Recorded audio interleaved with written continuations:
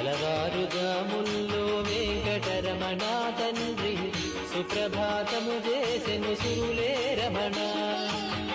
పంచామృతములతో వెంకటరమణ తండ్రి నిత్యాభిషేకములే నిత్యము రమణ. వజ్రమకుటంబుతోను వెంకటరమణ తండ్రి శంకు చక్రధారుడవే తిరుమల రమణ.